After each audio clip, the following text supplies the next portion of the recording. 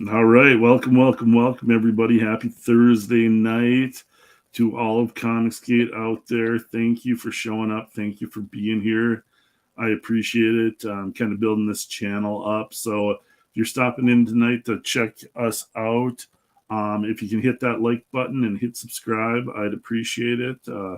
My channel's not too big. That's what she said, but I'm trying to grow it. I'm a grower, not a shower right now. So yeah, if you can hit that like button and subscribe, I'm at 190 subscribers, which, that's way better than when I started. So, but I would love to get it over 200 tonight. So if you guys are checking us out live tonight, or yeah, there we go, checking us out recorded after the fact, I appreciate you guys showing up, and yeah, hit that subscribe button. But we've got a special guest tonight, Eric Ninkowski, another Polak in the house. Heck yeah. You got to stick together. It's not just storm drainage we're good at. We can draw comic books too. That's right. Eric's book out right now is Shadow Sentry Origins, and it's absolutely freaking gorgeous. You guys are killing it on the art. I've been drooling over some of the pages you guys posted this week. But yeah, it's been Southern Cecil in the house. Hey man, thanks for showing up. Appreciate it. Hail chat, you guys. I always appreciate you guys showing up and being here. And hail Comicsgate. But Eric, I'll let you give just. I know you've had 2 Shadow Sentry books out already, and I mean it's a kick-ass book. I back both of them, and talk a little bit about Shadow Sentry and maybe just what Origins about now with the 3rd book coming out and what you guys are doing. Cool. Sounds good. Yeah. So Shadow Sentry, that is, so the universe basically summed up in humans are having near-death experiences. And when they return from the other side, from the eternal, I call it, when they return, they're bringing back supernatural powers. So it's hell trying to infiltrate our world in a different way. And they're bringing back people with these supernatural powers. They've created the Hellborn. And then on the other side, you got the Highborn, and they're just trying to unleash hell and oblivion on Earth. And then the Shadow Sentry are here to stop it. So it's very reminiscent of, like the X-Men. Yep. I love the X-Men growing up. And so it's like an X-Men meets the Matrix kind of superhero book, and with a supernatural twist. So that's my little elevator pitch. But nice. yeah. So I'm just trying to bring back that fun kind of like old school pop culture-y kind of genre with the superheroes, and they're not exactly in spandex, but I kind of wanted them to be a little mesh of both, kind of like the new and the old.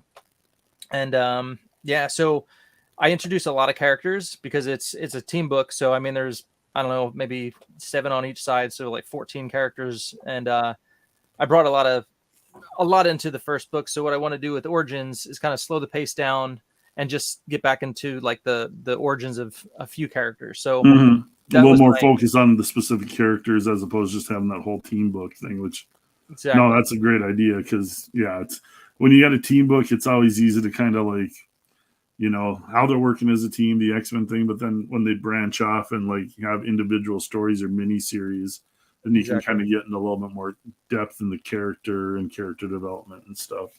Yeah. So, and in the first 2 books, I kind of hint at a lot of the backstory from Commander Noble and Vengeant, who's the lead guy from the Hellborn. So with this, I'm going to start telling a little bit of that story. So the Origins book, and so it'll be this 1 issue, and then I'm going to do Shadow Sentry book 3, which is the regular series. Then I'm going to come back and do Shadow Sentry Origins number 2, and that'll complete this story with Hopscotch and Commander Noble. But I'm doing it intentionally that way, so that way, come book 5 in the regular series, you're going to be caught up on all that backstory that I've been alluding to with Commander Noble and Vengeant, and it's going to set the stage for like a whole new group that's going to enter called the XI Hunters, and they're going to be hot on the tail of the Shadow Sentry. So it'll kind of be like everything's going to converge and kind of just spark the next arc come book 5. Yep. So you got a lot of stuff mapped out already. Like this is like you've been figuring this out for a while, and you've got like big plans for building this whole universe. Yes, indeed. Yeah.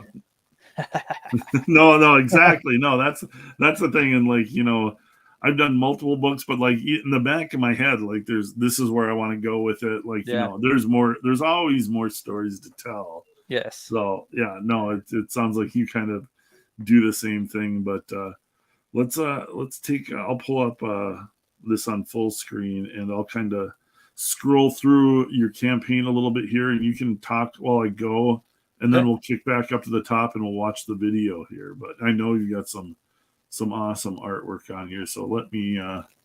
You just is that scrolling down all right there? So Yeah. I want to zoom in on like this cover here. Like this is super wicked. So is this you and Clayton or So that is just Clayton. okay, this is Clayton's cover. Okay. Yeah. So Yeah. it's a little bit of backstory on how me and Clayton got to work Yeah, I'd together. love to hear that. Yeah. So I'm super familiar with Clayton's work. I love that kind of like Top Cow 90s vibe he's got going. Yeah. So I hit him up to do a cover for me. This is the cover he did and knocked it out of the park. And so colors are done by Carbon Graphics. He's my cover colorist. He always does a great job.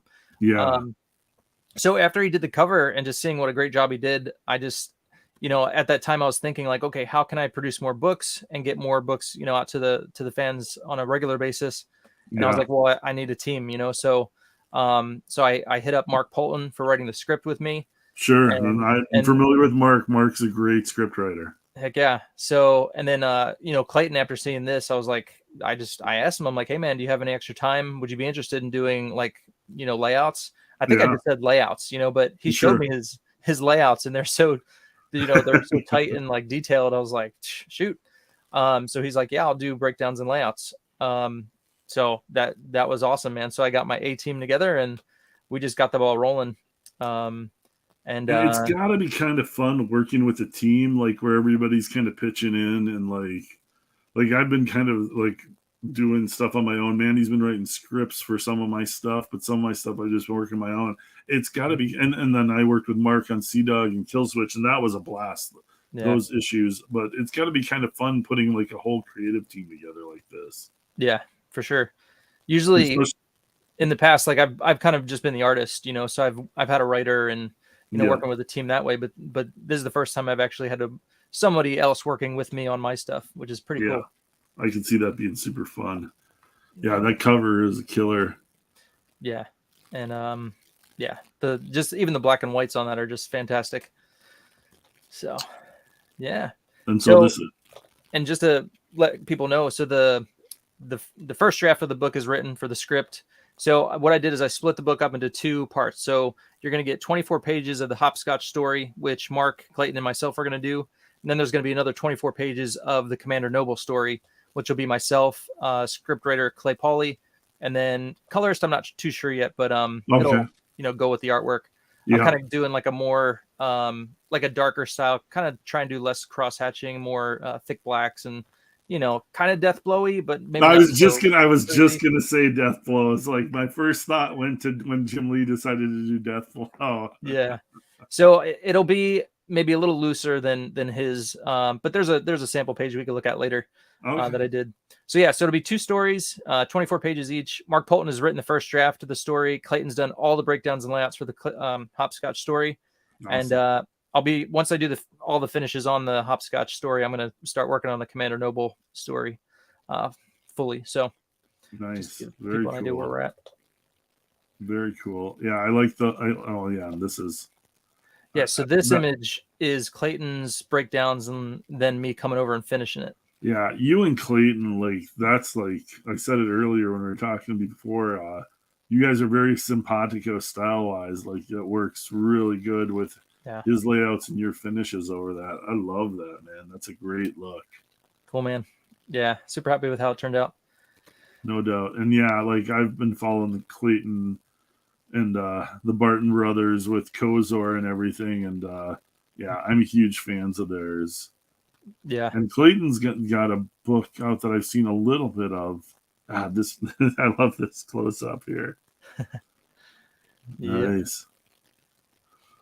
So the colors on that page were done by Carbon Graphics, the guy who does the covers. So early February, the colorist, his father passed away. Oh, okay. So I really didn't even think I was going to have pages like colored for the campaign, but he So I was like, all right, well, what am I gonna do? So I was like, I'll do like the first round of colors, and then I'll have my cover colors come in and like make it better.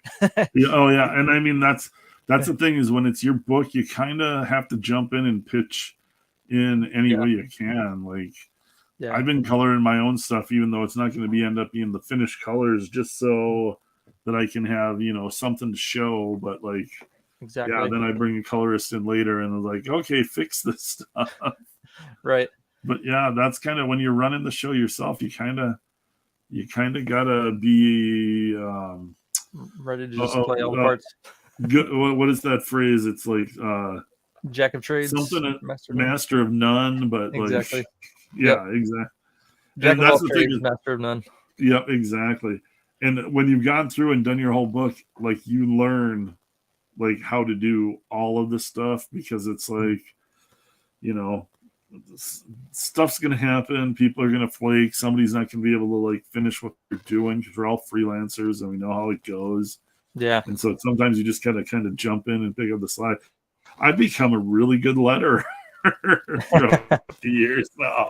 It's like it's something I would have never thought I would have like even attempted, but now it's like I'll just letter the book myself. It's like, that way it's like I can just sit and watch TV and letter a book in the evening and not have to worry about if somebody has too many gigs from the big two that they're gonna put me on the back burner. So Yeah. That's good, man. Yeah. I've dabbled with it, but just in Photoshop, and I wasn't like I did it for the first book just so I could have some pages lettered. And it was okay, but it wasn't like I wasn't super happy with it. yeah. But it's like, yeah. Do you use Illustrator or Photoshop? I use Illustrator for lettering. I use Photoshop for like a lot of manual stuff, but I've gotten deep into Clip Studios and like I don't think I could put a comic out with Clip Studios anymore. That's Right. what I was just going to ask you about is like how much digital do you do? How much pen and paper do you do?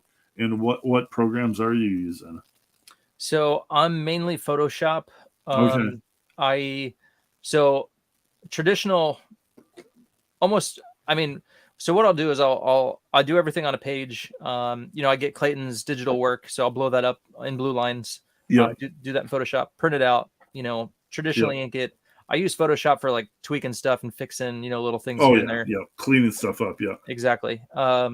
So then, when you say you get his blue lines and blow them up, and then you ink on that, are you inking on the blue line page, or are you doing like an overlay, or are you doing a light box?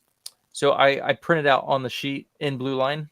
Yep. Print out his breakdowns and layouts on the page On Bristol or something. Yep. Exactly. Yeah. Yep. Okay. Yeah. Then do traditional. And then you ink right on that, and it's a non-photo blue.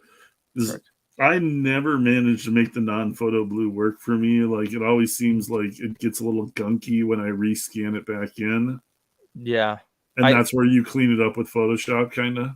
Yeah. So I mean, I've kind of gotten it to where I get like a little bit of that grayish, kind of stuff, but it's tricky, man. Like getting it so it's not super bright and it leaves a bunch of junk in the afterwards. Yeah. And finding that good happy balance, but yeah, that's been hard. And sometimes I'll go a little darker if I can't see a whole lot of the detail that Clayton's done. Yeah. But then it's getting rid of it on the back end that's kind of tricky at times. One of my tricks in the olden days, that I would do because I would run in that same problem and I would rescan it and it's like there'd just be gunk all along the clean line and it's like, oh my God, I might have to clean this up on every page. And what I started doing was and I always ink with microns. I can never use a crow quill to save my life. So I started inking. I do rough layouts just on like 11 by 17 typing paper, just pencil out. And then I'd throw a piece of tracing paper on it and I would ink with microns on the tracing paper and then throw a white piece of paper underneath it. And I would scan that. And that actually, like, I spent a good number of years working that way and it like solved the blue line. It solved the gunkiness. It solved not having to erase stuff. So like that was like just when I just needed to get pages done. Sure. was like my page rate was like, probably like 15-20 cents a page. So it was just like cranking through a book as quick as I possibly could. Yeah. Yeah, man. That's the fun troubleshooting part of what we do.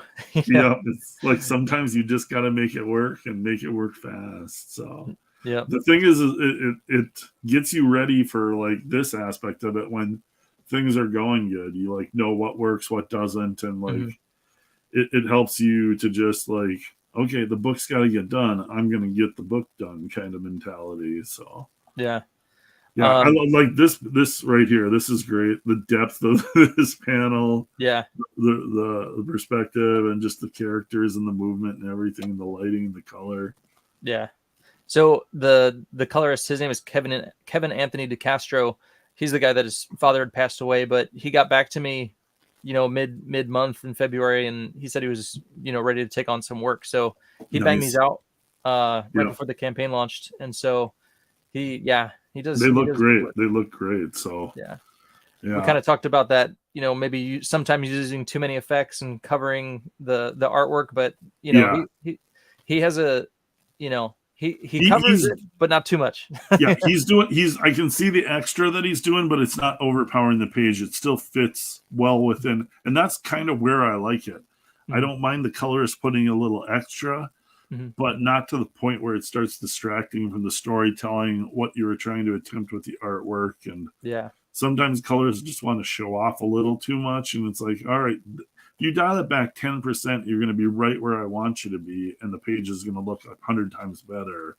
Yeah. But it's like, it's up to the colorist to kind of figure that out, because sometimes, everybody like, as a penciler and inker, sometimes you just want to like, I'm going to like blow this page out. And it's like, you're doing too much. It's like, sometimes you got to know where to rein it in a little bit. But this looks fantastic. Just the lines across the dragon in the background with the highlighted and the lanterns in the background, and then all the characters still pop in that foreground. So and kudos to Mark Polton for doing the cool and fun, like, here, draw this scene in a Japanese lantern festival. And but Mark really is like kind of a hidden gem of a writer. And like, one of the things that I love best about Mark, working with him on Sea Dog and Kill Switch, was he's so great with the dialogue. Like, he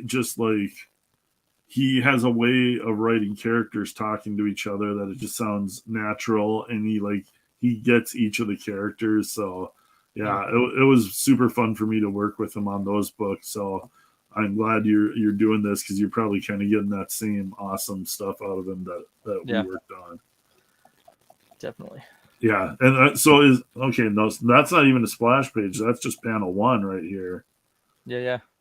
Oh yeah, these pages are just gorgeous. Like, there's just such movement and action, and the scenes you're setting up, and like the scenery, like what you said. Mark gave you this this backdrop for the characters to be running through. It's like an action movie. You can like kind of feel you're right there with them. Totally. Yeah. Yep. And so Hopscotch has got teleporting powers, and then, of course, she's a ninja of some variety. Tell us a little bit about Hopscotch, because I've seen her, and I think she's such a cool character design. But, I would love to hear more about Hopscotch. Yeah, so anybody who hasn't read the first 2 books, I mean, basically, I got the idea from, like, Hopscotch. You get this kind of school-y idea in your head, and so she's like the schoolgirl, the Japanese schoolgirl, but then she hops and teleports through these things she creates. Just my original idea was like, she actually draws them, like drawn on chalk on the ground, drawing hopscotch lines. But she actually and then the first book, she uses her sword and kind of like swicks back and opens a portal. So that was when I first created her, I was like, this sounds like fun, let me go with that. And so that was Hopscotch, but doing her origin story. So her dad is Japanese. He's part of the Yakuza crime syndicate, and her mom is American. So she gets her fun side from her mom, and her dad, she gets like the kind of badass like, ninja stuff from. And she's got 3 older brothers, so they kind of help form her, her fighting skills as well. Don't mess with a girl with 3 older brothers because she will kick your ass. Yeah. So, and I wanted to bring out the fact that she's kind of like a prodigy. Like she's good in her own right. It's not like her near-death experience gives her these supernatural fighting abilities. Like she's already got them. So Yeah. she's already a really good fighter. Knows how to use a sword and all kinds of other weapons. But yeah, so her near-death experience, she gets these teleportation powers. So she can, I mean, it just makes her that much, harder to defeat and just cooler to fight against or draw even, just hopping in and out, cracking people and slicing them open and all that good stuff. So there'll be lots of fun action in the book. And then also, so there's these other Yakuza crime lords. And so that kind of, the story is like a revenge story where everything goes to hell. And then she's got to, get revenge on these other families that go after her family and all that good stuff. So yeah, there's a cool cyber samurai named Akira, the Iron Demon. So Nice. you'll get to see him in the book. He's a big baddie. He's actually in the new page. You get a little snippet of him. Okay. Yeah, so is this her and her 3 brothers here? correct. Yep. Okay. Nice. Yeah. In the This stuff dojo. looks. And of course, she has to fight them all at once. Of course, yeah. Because she's a smartass, so she just eggs them on and That's how you become a good fighter.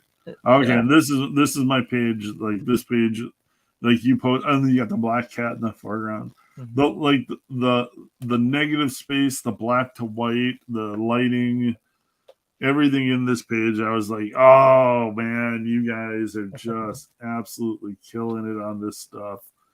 So yeah, like this page, like I love a page that establishes like a mood and like your background, and you like feel like this page instantly draws you into the scene.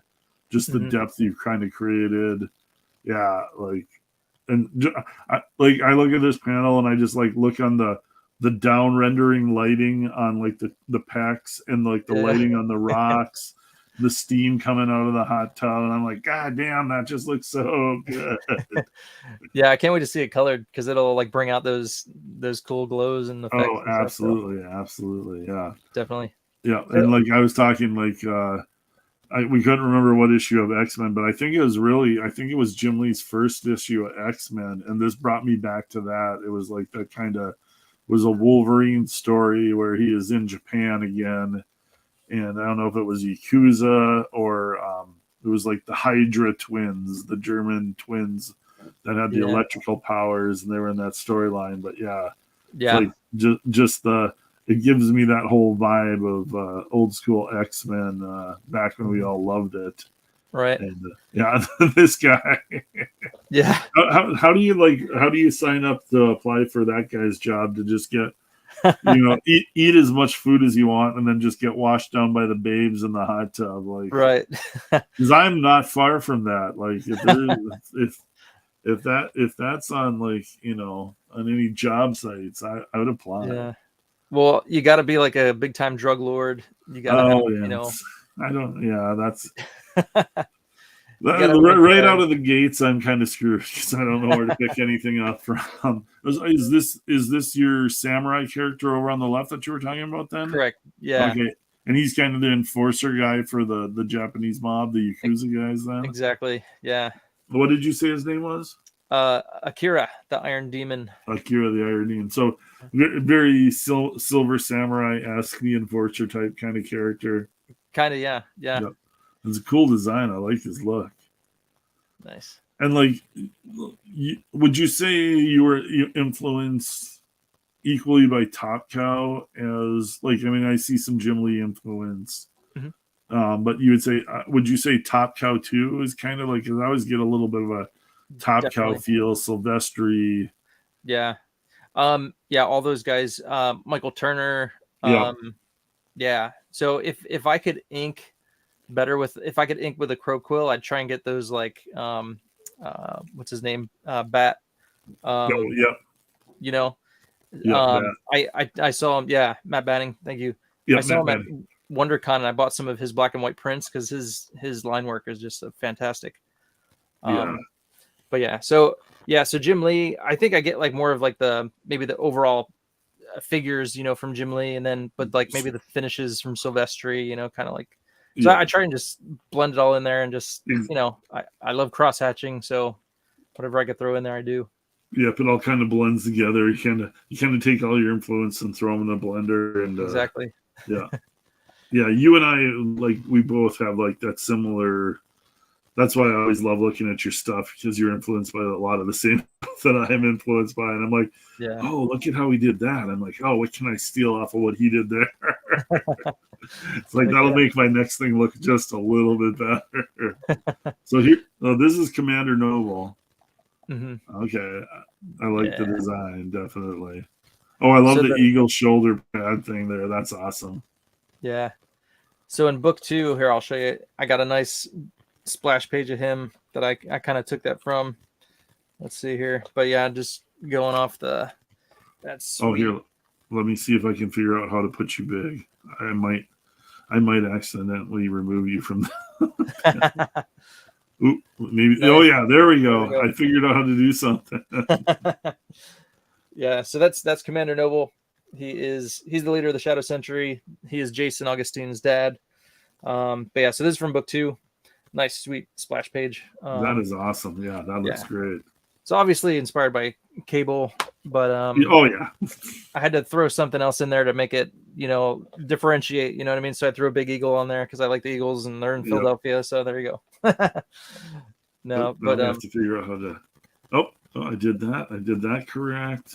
There you go. I did that correct. Oh man, I'm just killing it tonight. So his backstory is going to take us to Afghanistan. After 9/11, he's sent to Afghanistan, and that's when he has his near-death experience. He's indestructible. That's his superpower. Nice. That's a good one to have. Yeah, exactly. So he gets to just take on a bunch of terrorists, and he's indestructible. So it's going to be a whole lot of fun. So awesome. Yeah, and like I said, it'll kind of start getting into the backstory of how he met Vengeance, how he met Gannon. Gannon is also another military guy. But then you're going to meet some other characters, which will lead into the XI Hunters and get into all that. So that'll be fun. I've created the characters for the XI Hunters, and they're just they're like a cross between like something out of Cyberforce and God knows what else. But that kind of cool characters, but they're bad. So I'm excited to get into that. Well, when XI comes out, will they be in the book of their own, or will it be like a Shadow Sentry with XI as special guest? Or it'll be the Shadow Sentry regular series, and they'll appear in that. But I would totally love to do their own spin-off. Spin them off into because they're. I mean, there's a lot I could do with it, and some of the characters, I've been sitting on for so long, and I just can't wait to get them out there. But I got some cool stuff in store for those guys. Nice. Yeah, you gotta like every super team, like they need their team to go up against, and then wait, we're both good guys, let's team up together and like go kick some bad guys' ass kind of thing. Yeah, that's just classic. That's classic comic storytelling 101. Right. So you see what I mean with like the zoom in here? It's like that's nice. Yeah, it does help to get you a better look at the artwork where, like. Yeah, definitely. I like to zoom in on the detail with the touchscreen. Really kind of you get the whole full page thing, because otherwise you got an awesome page and it's just like, well, I'd like to see it a little closer. So you can't make it out, and so you can kind of see here what I'm doing. Like it's definitely more heavy blacks than what I typically do. Yeah. But I'm not going like full on death blow, Yeah, so there's a little hatching in the back and stuff, but Jim Lee just like he ate up Sin City, and he is like he like that's where it tells you that Jim Lee's like us. Like he saw an artist that he loved, and he's like, oh, I want to do this. And like Jim just dove into it with the death blow issues, and he didn't do a ton of it, but like you could tell he had just been like reading Sin City like nonstop for 6 months and just devouring the pages with his eyes, and he's like, oh, I want to do this style. And it's like Jim's one of us. He like gets influenced by his heroes too, and he wants to homage people and like kind of do his own version of it. So Yeah, I love that stuff when Jim did that. Yeah, his covers, I loved all those covers, man, were so good. Oh So yeah. yeah. And so that page I colored just because I kind of like as a sample, like, okay, how do I want it to look? You know, kind of going with, you know, like kind of a monochromatic almost, you Yeah, know, like color the palette. duller kind of army green tones and stuff, and you don't really need. This is where you don't need a colorist to go over the top because you kind of got that black and white thing already going. So Yeah. yeah, no, the colors look great on it. So this is you doing it? Yeah. Mm-hmm. Oh wow, yeah, this looks fantastic. I would have thought you'd have just. I wouldn't. I would have thought you just had a different colorist do it that used a little bit more subtle palette. But yeah, this looks great. Great rendering. Cool. Thanks, man. Yeah, no, you hit that. You hit those highlights on the. You know what I'm talking about. You hit those highlights on the biceps and the forearms, and like those high Yeah. points on the shoulders, and like bam, it just brings it all together. Yeah. Yep. You need those highlights for sure. Yeah, and it just kind of brings the rest of the coloring together. So this is the first two Shadow Sentry books here, Mm-hmm. and you got these available in this campaign then? Correct. Yeah. Okay, yeah, always a great idea. Yeah. Because So like as you go, you just pick up more backers that haven't seen the earlier books. yeah, I see Aaron Klein in the chat. Okay. Becker 213. Thanks, man. All right, awesome. Yeah. Hey, Aaron, thanks for showing up. Thanks for being in the chat. Appreciate it. If you haven't subscribed to my channel, please do. And hail chat. Welcome everybody for coming in tonight. We're talking with Eric Ninkowski about Shadow Sentry Origins. And yeah, Backer 213. Nice. Thank you, man. Yeah, so for this campaign, I'm printing a new cover for book 1. So I'm on to the second printing. Cool. Yeah. So this new cover, got plenty of book 2s, and I believe when if you get a book 2, you can select what cover you want. Because I had Kanan White, I had Matt Costin, and Aaron Lopresti do covers for me. Oh wow, nice selection there of guys. Yeah. So so super excited. I have like a handful of book 1 first printings left, which I do have a link on the campaign for my website where you can pick those up if you want first printings. But otherwise, I've got book 1 and 2 on there. And then also for people who know about the Fund My Comic, I do have a second chance campaign on there as well for book 1 and 2. So and the Fund My Comic, is it Luke Rob Stone? Luke Stone. Luke Stone. Okay, I knew I was going to get the name wrong. And so, how has that been for you? Because I'm curious about that.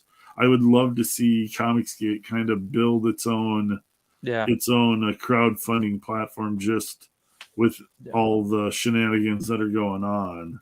Yeah, he's got a great platform. I think it's definitely got room for like it's going to have legs, and it's definitely going to go and grow. Yeah. But yeah, I mean, there's like a few things that you just got to work through. Like there's no add-ons, but what he's done is if you want to have you can give coupons where if people are going to get other things, you can give them discounts on shipping and things. This is what I'll say about add-ons. I don't do them because it messes up shipping afterwards. Sure. It's like I want to go through my categories, and if I miss out on a few add-ons to simplify the shipping is just it's difficult and it's time consuming. Yeah. And I love like picking a category, and I know these 80 people are getting this, and I'm gonna just sit there and put my nose to the grindstone. Like 80 boxes are gonna go, and everybody's getting the right thing, and I didn't screw it up, and I don't have to second guess anything.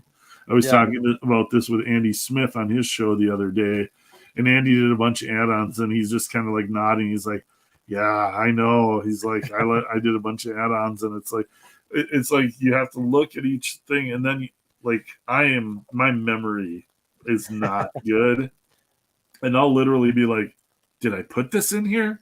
And then all of a sudden I've got to cut a box open. Right. It's like been there.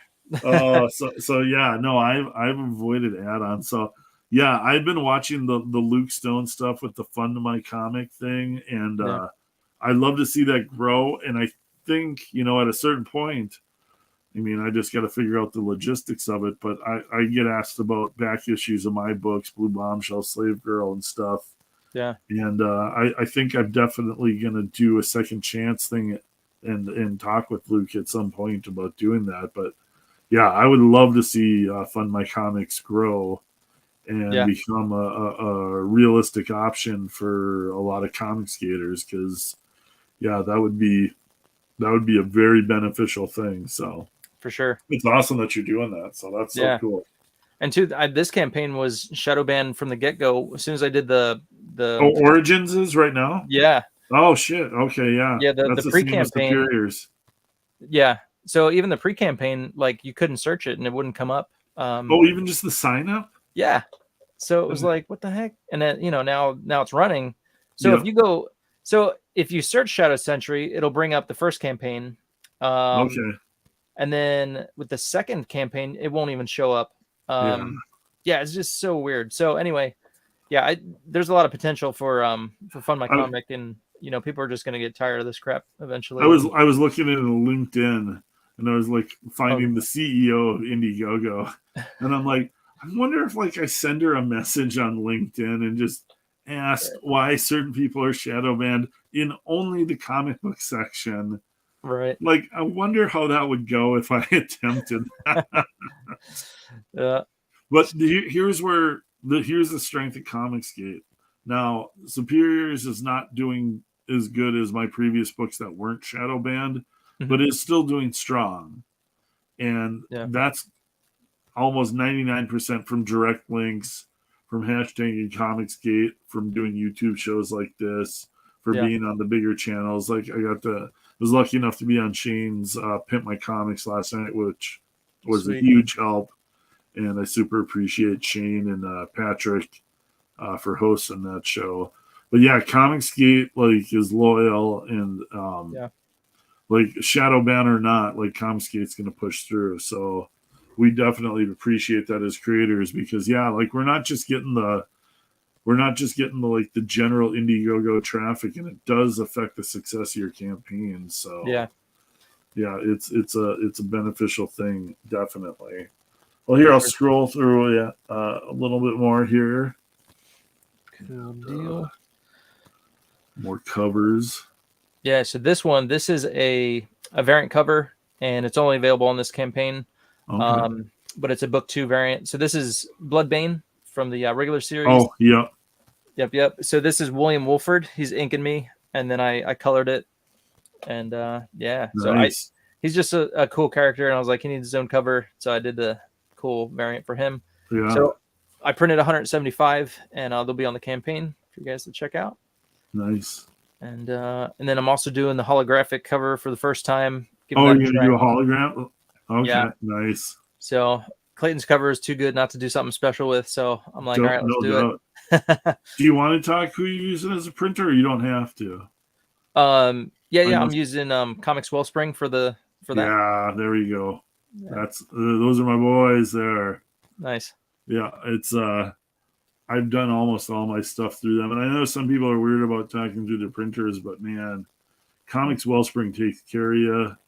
The fast turnaround, and Yeah. this time with Slave Girl, they have a thinner paperweight for covers, Okay. which is more like the big two.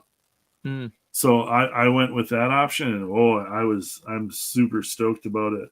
And kind of one of the ideas that I thought about and I didn't end up doing just because of logistics and time is Superiors is really broke. I wrote the story as two 24-page books, Okay.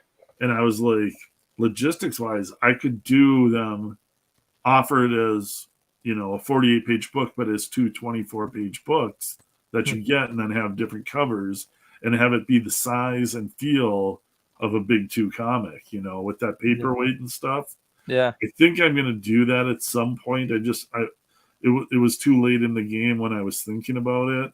Mm. But like, as a collector, you're always getting these 48-page books, and they're a little thicker, and there's a little bit more spring to them in the spine and stuff. And it's like, I want my books to look as good as Marvel and DC.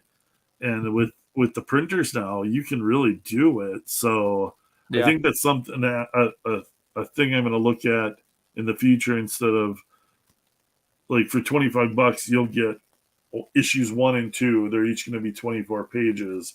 but they're going to be the size and feel of a comic that you're going to pick up at the comic book shop. Yeah. You're going to get 2 covers out of it instead of just 1 cover on the 48-page book. But that's a cool idea. Yeah, I didn't pull the trigger on it this time. And the thing is, I don't want to confuse people too, because everybody, like, people get locked into like, oh, Comicsgate, it's a 48-page book, you know, it's this much. And so I kind of work in that idea, but like, I like the idea of your books.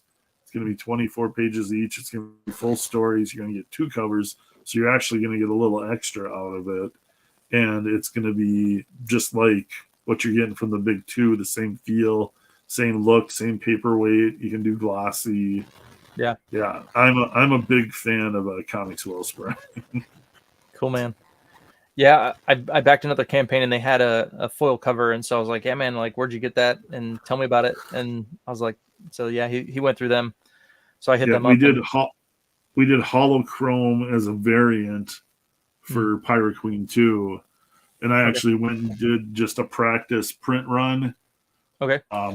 With the interiors from issue 1, but then I put the new cover on it just so to see what it would look like, and I was like, oh yeah, we need to do this. Cool. They do really good work, and it really turned out. Yeah. It costs a little bit more, but it's a specialty cover, and you know, collectors like specialty covers, so exactly. Yeah. So yeah, a few other things. So I'm gonna do the black and white version for people who like just the line work, which I'm that guy. I love to get the black and white stuff. I'll have that for this campaign. For like, so I did. Well, you got book 2. You got the little small little ashcan I gave everybody of Clayton's work. So I'm gonna do that with all the artwork that Clayton did in an ashcan format, small, 5.5 by 8.5, and so that'll be, people can add that on for $15. But his line work is so clean and so nice. Like, I wanted to make that available for people. And then I have the art book, which is the Fan Art Friday art book. So Fan Art Friday, for people who don't know, it's my YouTube Friday stream. I'll do basically people in the chat, they comment with a character of their choice, and the first person to comment, I'll draw it on stream, and then they can get the artwork if they want it. It's just shipping and handling they pay, and they get the artwork basically for free. So then this is all the collected work I've done in the past 2 years-ish with a little bit of extra stuff as well. So it's an art book, but it's got CG stuff in there. So I've done stuff I did Sea Dog for Mark.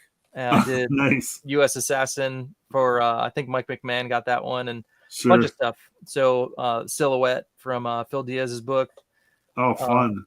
Yeah, and then other established characters too. So there's a Shredder in there. There's Scorpion. There's from the Wildcats, Spartan, and just a lot of cool stuff, man. So yeah, that's a great idea. Yeah, so that'll be available, and that'll be a little bit bigger than a comic, but I went with 7.5 by 9.5 because my other art book is 8.5 by 11, but it's like it's too big for the Gemini mailer, so it like wants to pop out, and so I'm like, all right, let me slim it down. But you got always to figure out those logistics. Exactly. You don't want anything bigger than the Gemini mailer, because then it's just entering a whole new nightmare. Exactly. So yeah, man, there's some sample pages that are in there. Awesome. This art looks so great.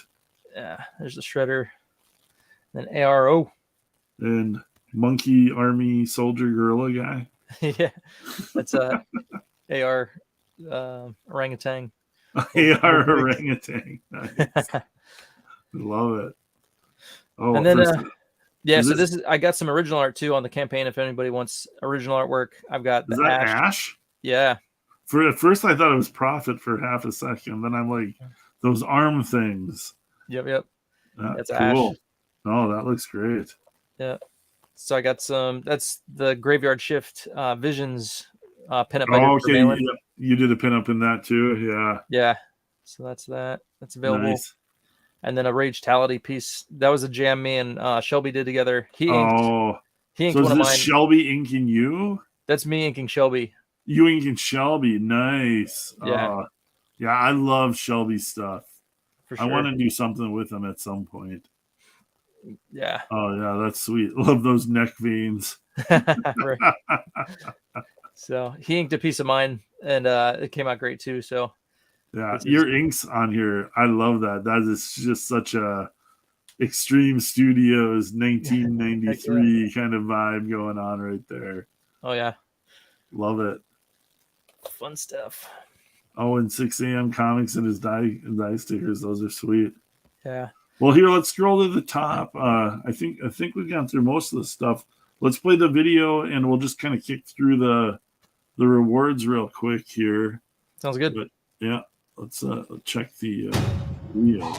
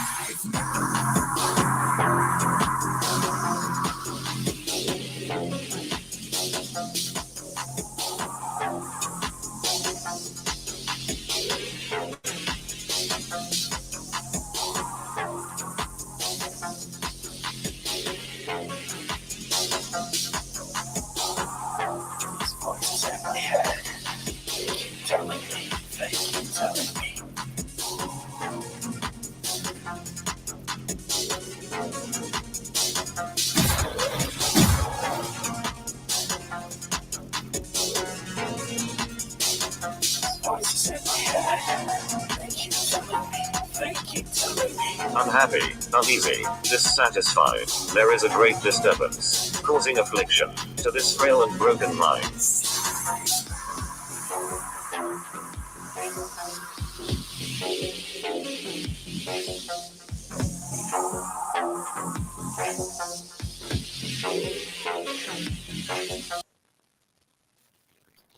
Nice. Yeah, man. Love that trailer. No doubt. Nice vid. So yeah, man. Get it back to the original page, but yeah, no, that's a great trailer. That's yeah, I always kind of my trailers are always a little bit sketch. I need to find a good trailer person. So, did you do yours yourself? I did, yeah. Okay. What did you use for your? On my Microsoft Surface Pro, it has like a like a video type thing already on it, a preloaded one, and I use that, and it works out pretty good.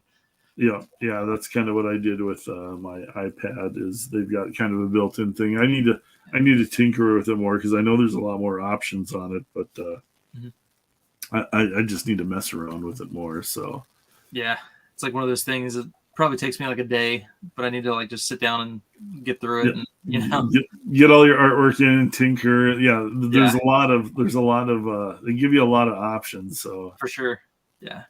Let's see here. So we'll stop screen. There we go. So we'll take a quick look at Superiors here, and then we'll kick out. We're just under an hour here, so. Cool. Give everybody a look at where Superior's at. We're just shy of the first week. I launched it last Friday, and we've had a great start. Gotten some nice attention from around the interwebs and Comicsgate and everybody. So it's kind of nice to see that people are paying attention, but.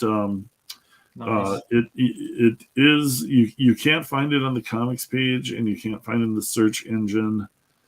So you do need a direct link. I did post direct links for both Shadow Sentry and the Superiors in below the screen here, and then in the chat at the top. So if you're checking this out, and if you're checking it out later recorded, definitely click those links and check out our campaigns. We really do appreciate it.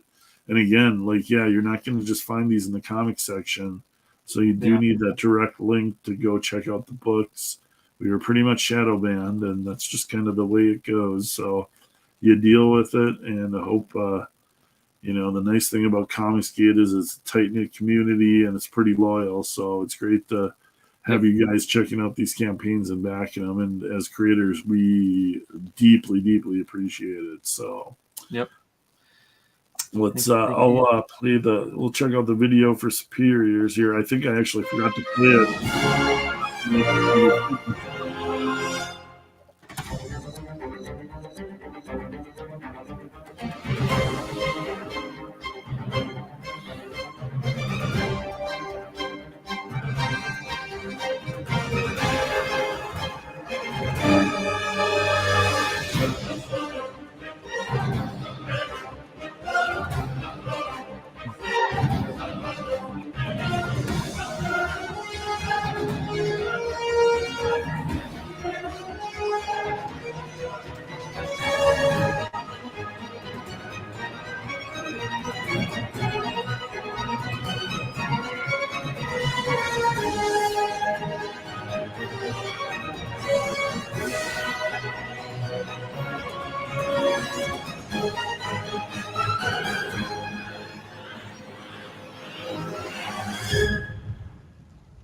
Nice. Yeah, there's still some spots there where I could tighten up the video a little bit, but it gets the story across. It does the job. So heck yeah. What's really in here? You probably have seen this, but this has definitely been has been the popular cover. Nice, and you even got that Zipatone thing in the back. And yeah, that was the hardest part of all this. Is I ripped off and stole as much from Jim Lee as I could on this cover. It's like it's a homage, so you've got the excuse. Yep. But the Zipatone, I could do black Zipatone, but I couldn't figure out in Clip Studios how to switch it to blue Zipatone. And so I pull locked it, and I just did one strip of black Zipatone, and then I went and paint dropped all the little spots, and then I copied and pasted it all the way across the page. Oh, man. I only admit that because it shows you how dumb I am when it comes to computer stuff. My colorist buddy is like, dude, it's like the easiest thing in the world. I'm like, yeah, I know it's the easiest thing in the world, but I just wanted to get it done, and I couldn't figure out how to do it. And you didn't answer the phone when I called you, so right. I just did it, and it's done, and it looks good enough. So it does. This one has been the popular cover though. So of the variants, everybody's been grabbing that one up. So it's my favorite Jim Lee comic, X-Men 268, the flashback with Wolverine and Cap in World War II. It was a gorgeous book. So yeah, man. Very cool. And I love showing this stuff. I'm on Pontificators on Wednesdays with our T-Bear. So I'm like, Art, look what I did. I'm emulating you. I love so it's so fun hanging out with Art and listening and talking about that old school stuff. So yeah. Now, do you do digital inks? Everything's digital now. Just okay. And I used to draw a 100% traditional about 4 years ago. Okay. And really, it's just a speed up thing for doing these books. Like, where I'm at, I want to do as many of these books as I can. Make hay while the sun's in this. What is it? That right. saying. Yeah, man. And so this speeds up my process so much. It lets me get more books done faster than going traditional and pen and ink. And the downside is you don't have that original art, but I'm just not a big enough name where, I'll probably start doing more of the covers, original art, and then posting those for sale. But this book, like my time schedule got screwed up sort of. So I had to get this book ready sooner than I was planning it by about 6 months and get it ready to go. Yeah. And literally, if I would have drawn the variant covers traditional, it would have taken me weeks longer than just going in and doing it digitally and having everything the way I want it and ready to go. So, but I think going forward, the covers for sure, I'm going to start doing traditionally and then have them as, rewards and the thing because, $300-$400, maybe $500 for really, I probably could have sold this X-Men homage if I would have done it traditionally for $500, I think somebody would have scooped it up. So, well, going. Hey, you could always print it out, in blue line and ink it if you wanted. Well, and that's the thing is like I could still, blue line, print it out, re-ink it, and then use those inks, scan them back in, slap the colors back down on it, and so it really would be the printed originals. So depending on how good the campaign goes, I might need to do that just to get a little bonus boost at the end, and put me over the top. So that thought has crossed my mind. Cool, man. I was going to ask you. What was it? I forget now. Yeah, it'll come back to me. Yeah, no worries. Yeah, man, that's a cool cover. But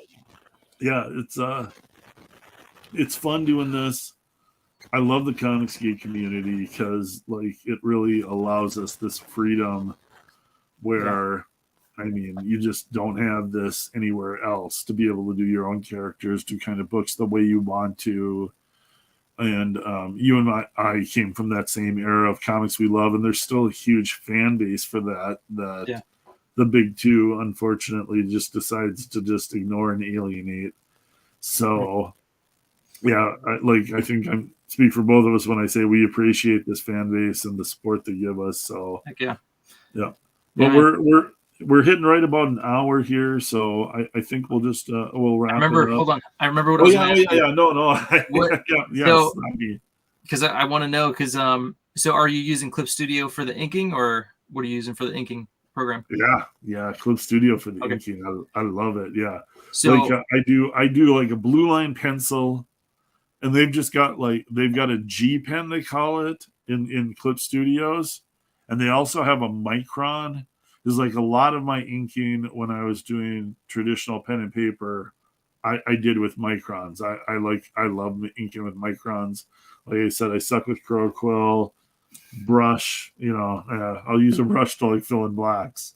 Yeah. But that G pen, I got the feel for that in Clip Studios, and once you get a feel for a pen and what it can do and where it's going to take you and pressure wise and stuff.